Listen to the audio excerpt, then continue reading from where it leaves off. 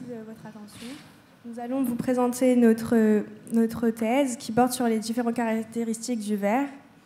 Donc, tous les jeudis, une semaine sur deux, nous nous rendons au CMT, rejoindre Aleysen Novikov, notre doctorant. C'est un doctorant russe qui est venu faire ses études en France. Il étudie le verre et ses différentes caractéristiques.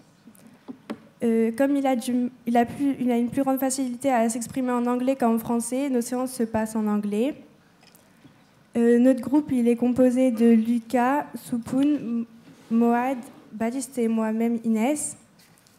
Donc, le CMT, c'est un centre de recherche qui signifie conditions extrêmes et matériaux haute température et irradiation. C'est un laboratoire public situé à Orléans-la-Source, au CNRS, dont les recherches sont financées par la région Centre. Les recherches portent sur la physique des hautes températures. Et il y a de nombreux outils de recherche comme les spectromètres et les lasers.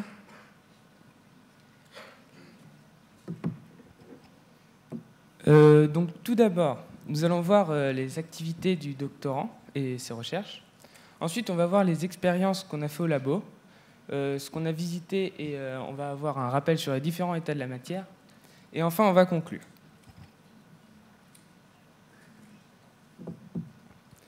Donc tout d'abord, le doctorant. Donc au labo, le doctorant, il dirige les recherches, il fait des synthèses et étudie des échantillons pour enfin pouvoir analyser les résultats. Il ne fait pas qu'enseigner, il ne fait pas d'enseignement normalement, mais dans le cas du projet, il nous montre les bases de la recherche en laboratoire.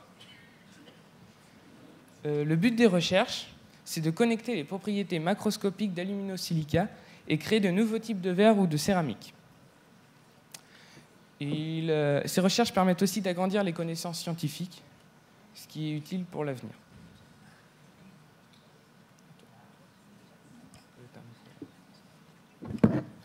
Le premier jour, nous avons visité les locaux du CMT et les instruments qui s'y trouvaient, dont des fours à haute température, des boîtes à gants, des spectromètres, mais aussi des microscopes et une salle à laser où nous avons commencé nos expériences.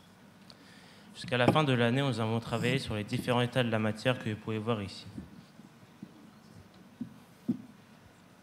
Mais nous nous sommes plus concentrés sur les états solides et liquides. En augmentant la chaleur, nous pouvons voir que le solide devient tout d'abord liquide puis gazeux. Puis en augmentant de plus en plus, il devient le quatrième état de la matière qui est le plasma. Mais d'autres changements se font notamment à l'échelle moléculaire, dont l'irrégularité des atomes et les ions qui sont relâchés par les atomes au niveau du plasma.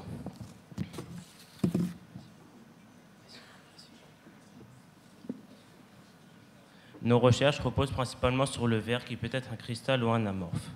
Un cristal est un solide dont les constituants atomes, molécules ou ions sont ordonnés de manière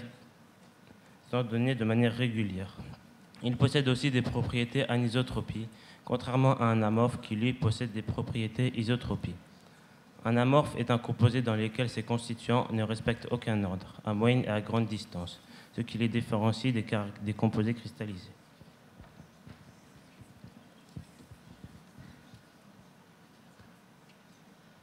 La partie que nous avons le plus aimée est la partie expérimentale, mais avant cela, nous avons fait de la théorie, comme vous pouvez le constater ici.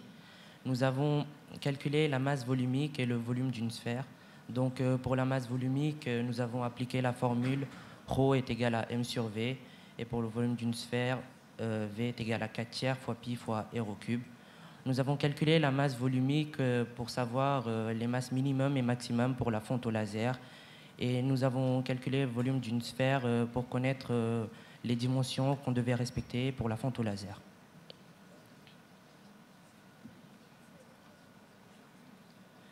Nous sommes passés à la partie expérimentale et nous avons découvert 3 types de lévitation: la lévitation aérodynamique, la lévitation ultrasonique et la lévitation électromagnétique.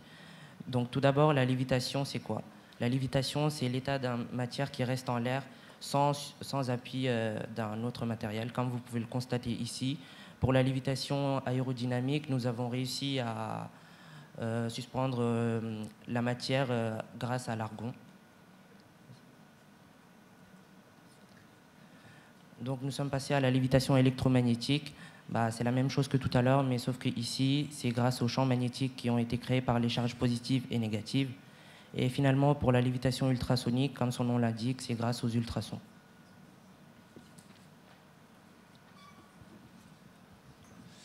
Donc, pour conclure, je vais vous présenter un résumé de ce qu'on a fait et de ce qu'on pourra faire dans les années qui vont suivre. Donc, tout d'abord, au tout début, Alexei nous a fait un rappel sur les différents états de la matière, donc gaz, liquide, solide. Et là, on a découvert le plasma. Ensuite, on a parlé des cristaux et des amorphes. Et donc, ces 2 points étaient très importants parce qu'ils nous permettaient de comprendre la suite. Et donc pour faire l'expérience, après, il nous fallait prélever un échantillon, c'est-à-dire prendre une boîte de verre, une boîte avec des verres qui sont tous de la même constitution. Donc le prélever, le peser, mesurer sa masse, puis faire le calcul de la masse volumique. Il fallait faire le calcul de la masse volumique parce qu'il fallait que ce soit dans une échelle, il fallait respecter un minimum et un maximum. Après, on passait l'échantillon au laser, c'est-à-dire qu'on le faisait fondre. Si on avait plusieurs, on les faisait fondre aussi. Et après, on observait, on interprétait. Donc on disait ce qu'on avait trouvé, si c'était ce qu'on voulait, ce que ça faisait. Et voilà. Et donc, dans les années futures, on va surtout faire des synthèses, des études de données. On va faire plus de pratiques et des travaux d'imagination. Voilà.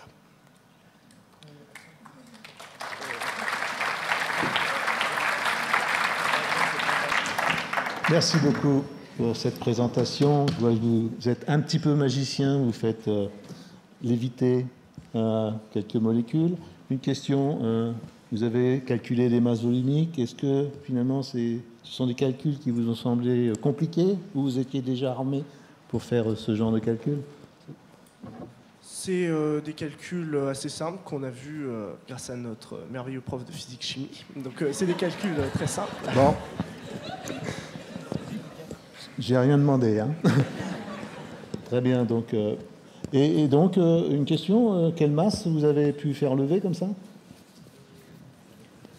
Votre boule, elle faisait quelle masse? Ça dépendait vraiment de la matière, mais c'était vraiment infime, comme on vous a dit, c'est quelques millimètres, donc je ne me souviens pas vraiment d'un chiffre, mais c'est...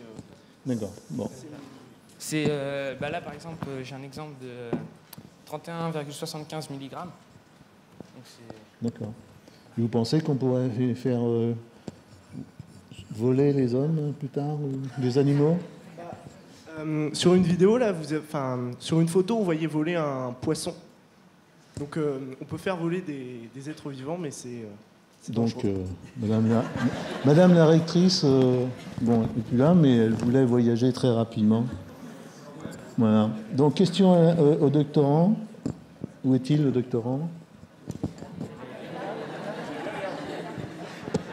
C'est vrai que, je ne sais pas si vous avez remarqué, mais des fois, on n'arrive pas à différencier les lycéens des doctorants. Donc, je ne sais pas, c'est une question de génération. Donc, une question, comment s'est passée cette découverte pour vous et pour les étudiants? Ça se passe très bien,